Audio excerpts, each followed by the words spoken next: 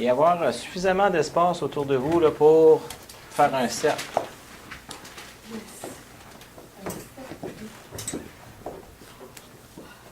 Tu arrives à voir la luminosité avec mon visage?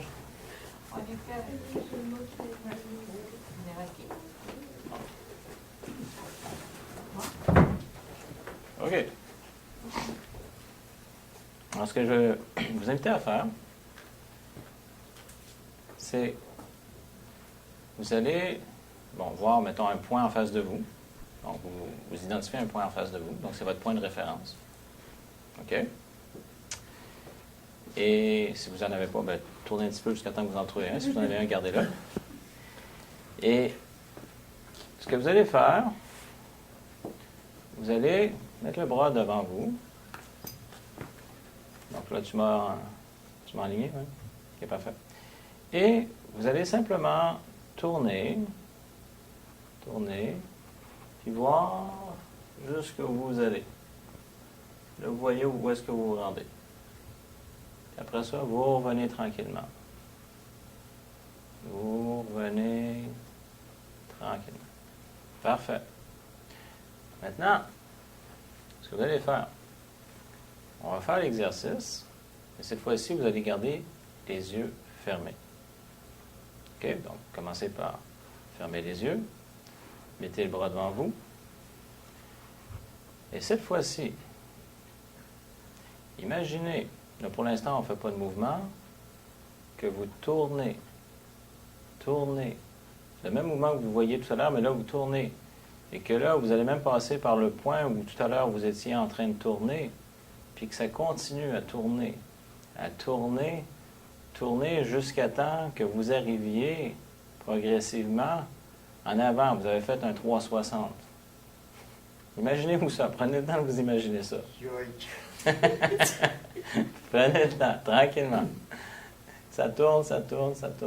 Donc, là, juste où vous étiez tout à l'heure, mais là, finalement, vous faites un 360. OK? Maintenant, en douceur, gardez les yeux fermés, puis mettez-vous à tourner pour de vrai. Puis là, vous laissez tourner pour de vrai, tourner, puis vous voyez, là, justement, ça va de plus en plus loin, ça tourne.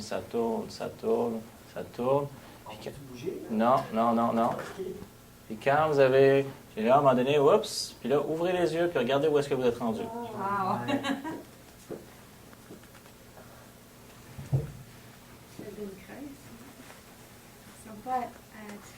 Ça pourrait. Ah. OK. Qu'est-ce qui s'est passé? Alors? Il a fait conscient. Il a analysé où ce qu'on était, puis il était plus loin. Jusqu'à où il était capable d'y aller. Jusqu'où il était capable d'aller. On a d'abord déplacé notre champ, et après, la matière physique n'avait plus qu'à la rejoindre jusqu'à sa limitation physique. OK. Si on dit en des termes PNL, au départ, vous avez fait un mouvement, bon, OK, là, la limite est rendue là. Après, vous avez fait une représentation interne qui allait beaucoup plus loin que ça. Cette représentation interne, donc, a eu une influence au niveau des muscles. Donc, s'il y avait des tensions, il y a des tensions qui ont lâché. Donc, il y a eu de la détente. Donc, ça a eu une influence directe sur votre physiologie. Ça, c'est pourquoi je vous ai fait faire cet exercice-là, c'est pour voir la force de vos représentations internes. Parce que depuis samedi, on travaille sur le modèle de Milton. Puis même avant ça, on a travaillé sur les représentations internes, mais on a même travaillé le dimanche sur les métaphores qui sont des représentations internes. C'est une fois de plus pour vous montrer que ça a même un effet direct sur votre physiologie. Puis tu vois, quand on a fait l'exercice, moi j'ai demandé, j'ai dit, on peut-tu se déplacer? Parce que dans ma représentation interne, j'avais pas la commande, on arrête là où est-ce que mon corps arrête. OK. Ma commande, c'était 360. Fait que tu t'organises pour faire le 360. OK. Moi, je serais revenu en avant, mais mon corps aurait déplacé, c'est sûr. OK. Mais je trouve ça vraiment extraordinaire, ça. Ben, c'est extraordinaire. C'est que souvent, on se limite. Fait que dans le fond, dans le fond, il n'y a pas de fond. les questions introductives à Joanne, on va les appeler. Est-ce que ça pourrait être aussi, parce que à un moment donné, j'avais des points de suture à faire, puis en tout cas, il y avait tellement attendu que là, il ne pouvait plus me geler là. Ouais. Puis moi, j'ai utilisé un mécanisme à peu près comme ça, là, tu sais, là, c'est comme, je me suis comme détaché de mon corps, puis mais j'ai rien senti. Pendant les points de suture, tu n'as rien ressenti? Oui, c'est ça, là, tu sais, Ok. là, c'était comme, moi, là, ma conscience de mon corps arrêtait là. Donc, tu t'es fait une représentation interne, De- comme quoi la conscience de ton corps arrêtait avant Arrêtait là. ta main. Donc, Ok. ça se rendait jusqu'ici, puis ça arrêtait ici. La conscience de la douleur. Oui, c'est ça. Fait que ça veut dire que ce bout-là, Donc, quand ils ont fait les points de suture là, j'ai rien étant donné que tu t'étais fait cette représentation interne que Ouais. ton ressenti de la douleur arrêtait là, tu n'as rien ressenti ici. C'est ça. Oui, c'est tout à fait, oui. C'est une manière très efficace de faire ça. Mais tu sais, il s'est demandé comment je faisais, là. J'ai dit, je sais pas, mais ça a marché, fait que c'est tout ce qui compte. Ouais. C'est comme... Vous pouvez vous rasseoir. Ah, Ah bon?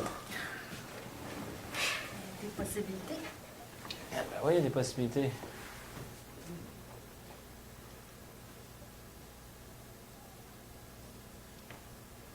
ça veut dire que tu peux tout te préparer d'avance pour faire quelque chose, là. Oui. Absolument. C'est pour ça que maintenant, si on regarde juste un bon exemple dans le domaine sportif, combien, je veux dire, il y a d'athlètes qui, maintenant, tous ceux qui veulent les athlètes de haut niveau, ils font de la visualisation. Et une visualisation où ils se sentent dans l'événement, ils sont en train de le faire. Donc, si on détecte au niveau des muscles, on va voir qu'il y a des petits influx électriques dans les muscles. Donc, ce n'est pas la même ampleur que quand ils le font pour de vrai, mais oui, ils le font. Fait qu'on peut se préparer à une entrevue. Moi, souvent, quand des fois, j'avais des négociations ou un malentendu avec une personne, puis je voyais la résolution, le sourire de moi, puis de la personne, puis on se donnait la main, puis ça fonctionnait. Fait que, mettons, le soir, avant de me coucher, j'envoyais cette image-là à mon esprit. Puis le lendemain, ça se passait, puis à un moment donné, quand ça avait bien été, je disais « Hey, c'est vrai, hier, j'avais fait ça avant de me coucher. » Puis j'avais envoyé ce message-là, qu'il y avait une résolution. Fait que ça veut dire que tu avais accès à toutes tes ressources à toi, là. Puis, j'aime ça. Ben, moi aussi, j'aime ça. Il avait été répertorié comme ça de prendre un groupe d'enfants qui avaient la jambe dans le plâtre. OK. Et donc, il y a une partie de ces enfants-là à qui on faisait faire un exercice avec la jambe non plâtrée, Mhm. et on leur demandait d'imaginer de faire le même exercice avec la jambe plâtrée. OK. Et quand ils ont déplâtré, tous ceux qui avaient fait cet exercice avaient perdu 2 fois moins de masse musculaire, donc avaient besoin 2 fois moins de réadaptation. Parce qu'ils s'imaginaient dans la jambe plâtrée qu'ils étaient en train de faire l'exercice? Oui. OK, donc ça envoyait des influx nerveux aux muscles. OK. Ouais. Plutôt que d'avoir une jambe immobilisée, même si la jambe était immobilisée, elle était encore en action. Elle était stimulée. Oui, OK. Ça a du sens. Ça a du sens. Alors, c'était simplement pour vous montrer à quel point les représentations internes que vous faites sont puissantes. Autant négatif que positif. Absolument. Autant les négatives que les positives. Donc, autant les limitantes que celles qui sont aidantes, ressourçantes. Donc, d'où l'importance de choisir les représentations internes qu'on se crée et même qu'on induit aux autres. Ah oui, c'est surtout à ceux-là que je pense. Ah, mais les deux sont importantes. Oui. Parce que dites-vous que si vous êtes habitué de vous envoyer des belles représentations internes, vous allez avoir le réflexe d'en envoyer des belles aux autres aussi. Ouais, c'est ça. Moi, j'ai remarqué, des fois, il y a des gens qui vont dire voyons, c'est quoi qui se passe? Puis, mettons, je suis dur avec le monde. Ben oui, mais tu es dur avec toi-même aussi. C'est ça. Qu'est-ce que tu dirais d'être gentil ou gentille avec toi-même? Parce que c'est vrai, mettons les gens qui sont. Moi, je suis très exigeant envers moi-même, puis il faut que ça marche, puis tout ça. Puis... Mais c'est drôle parce que ce monde-là, j'ai remarqué que souvent, ils sont très exigeants avec les autres aussi. Puis à partir du moment où ils commencent à dire je pourrais être gentil, puis être plus indulgent, puis j'ai pas besoin d'être parfait. Je suis humain, j'ai le droit d'être imparfait. Puis, là, ils commencent à être plus souples avec les autres aussi. Donc, quelqu'un qui commence à choisir de se faire des belles inductions, des belles métaphores, donc des belles représentations internes, commence à le transmettre aux autres aussi, parce qu'on donne ce qu'on a. Hein? Plus besoin de se pousser. Mais non, mais vous l'avez vu dès le départ. Ça, c'est tout de suite, c'est quelque chose que je vous ai transmis dès le premier week-end. C'est un changement de paradigme. Puis j'ai eu l'occasion, comme je vous le disais, ce week-end, de communiquer avec des personnes qui étaient là dans le week-end d'introduction, puis qui servent de ces outils-là, puis ça fait vraiment une différence. Mais déjà, de faire un changement de paradigme, qu'on n'a pas besoin de se taper sa tête pour, justement, faire des changements, ça ne marche pas. Donc, les « il faut »,« je dois », puis « je suis niaiseux » ou « c'est pas correct », c'est improductif, ça ne donne pas de résultat. Non, C'est à partir du moment où on dit « OK, ça a l'air que c'est ça, mais c'est ça. Okay. » Puis là, on commence à créer une communication entre notre conscient et notre inconscient. Puis dire, là, ben, ton conscient, il parle à l'inconscient, que souvent les auteurs, je vous dis, comparent à un enfant de 4-5 ans, ils disent « Puis mon petit Pete, c'est quoi qui se passe là? De quoi tu as besoin? » C'est ça? Oui. Tu es capable. Non, je suis pas capable. Ben, tu sais, l'annonce de IGA, là, t'es bonne, t'es capable, je sais pas trop. Oui, t'es belle, t'es bonne, t'es capable. Mais ça change tout. Parce que on revient vraiment à cette base qui monte en PNL, mais que j'aime que Robbins a pris la PNL à amener à un autre niveau. C'est cette notion de besoin. Notre inconscient a pour mission de s'assurer de notre survie. C'est le travail de l'inconscient. Donc, il nous fait respirer, il fait battre notre cœur. Donc, il va nous envoyer des signaux si on a faim, si on a sommeil. Il va s'assurer justement qu'on comble nos besoins, que ça soit d'une manière saine ou toxique. Il ne laisse pas un vide. Fait qu'à partir du moment où on arrête de lutter contre lui, puis que lui, il fait avec le mieux qu'il a, fait que des fois, il va utiliser des schémas qu'il a appris en un très bas âge, mais qu'il dit, regarde, il y a d'autres alternatives pour combler ce besoin-là. Ah, OK, puis qu'on ne lui dit pas en criant après, là, on dit, avec un plus grand respect puis de la gentillesse. Là, il y a une communication qui se fait. On arrête de se battre avec soi-même, puis on devient un avec nous-mêmes. Si on crie après, c'est sûr qu'il va se protéger. Ah, absolument. Oui. C'est ça. Mais c'est ça, souvent des gens... Mais quand les gens vont dire « Ah, là, j'ai pas été bon, là, puis j'ai pas été bonne là-dedans, là, puis je suis pas correct, puis il faut plus que je fasse ça, puis... » Ça, c'est se crier après. Oui, c'est ça. Oui. Puis ça donne strictement rien, ça crée l'effet inverse. C'est se court-circuiter soi-même. C'est dire, bon, OK, ça a l'air que je me suis planté. Mais on le fait avec grâce. On tombe avec grâce. Ouais. Fait que là, bon. Pourquoi t'avais dit? Ah oui, c'était être désespéré, mais avec élégance. J'avais tellement aimé ça, dire que c'est Jacques Brel. Jacques Brel qui avait dit ça. Jacques Brel, Oui, être désespéré avec élégance. OK, c'est bon. J'aimais ça. Ouais, c'est dans le genre, là.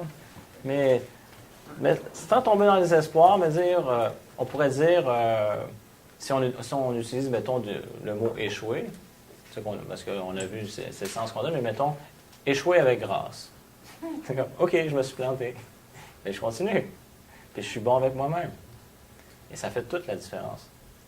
Fait que c'est pour ça que, oui, plus on se fait des belles représentations internes, plus notre dialogue interne est bon. Donc, tout ça, plus on le transmet aux autres. Fait que, souvent, dans notre culture, on a appris à ne pas se reconnaître. Quelqu'un nous fait un compliment, ah, c'est beau, c'est beau. Puis quelqu'un nous dit quelque chose de pas correct, puis oh, là, on le prend tout pour nous. Fait que c'est comme si on n'avait pas de mérite. Si c'est bon, on n'a pas de mérite. Mais si c'est mal, c'est pour nous. Oui, c'est ça. Puis qu'en même temps, ben là, non, c'est pas nous, c'est aller sur les autres. Fait que c'est plus que ça. C'est de réaliser, si on veut vraiment être charitable avec les autres, on a tout intérêt à être charitable avec nous-mêmes. Parce que plus on est charitable avec nous-mêmes, plus on peut faire preuve de cette gentillesse avec les autres. Effectivement. Parce qu'on ne peut pas donner ce qu'on n'a pas, on donne ce qu'on a. Fait que si on cultive ça en nous, on peut le donner. Donc ça, c'était pour revenir sur la puissance des représentations internes. Donc vous voyez que c'est un effet direct sur la physiologie et même, oui, sur la gestion de la douleur. Sur plein de choses. Mais en réalité, ça a un effet sur autant, si on le prend au niveau externe, donc les représentations internes, ça a un effet sur les émotions, ça a un effet sur la manière dont on communique, et la manière dont on agit, et même la manière dont on se ressent. Donc, comme on a vu au niveau, même l'aspect musculaire, là, je veux dire, autant gestion de douleur que la tension dans les muscles qui permet de faire différents sports. Ben, c'est fort. Fait que, je vous ai dit, mettons, en négociation, vous avez Tout ce qui est dans ta bulle. tout ce qu'il y a dans notre bulle. On veut, mettons, travailler, faire un massage, une négociation, peu importe, un cours, parler en public. C'est là. Ça fait partie des représentations internes que l'on se fait.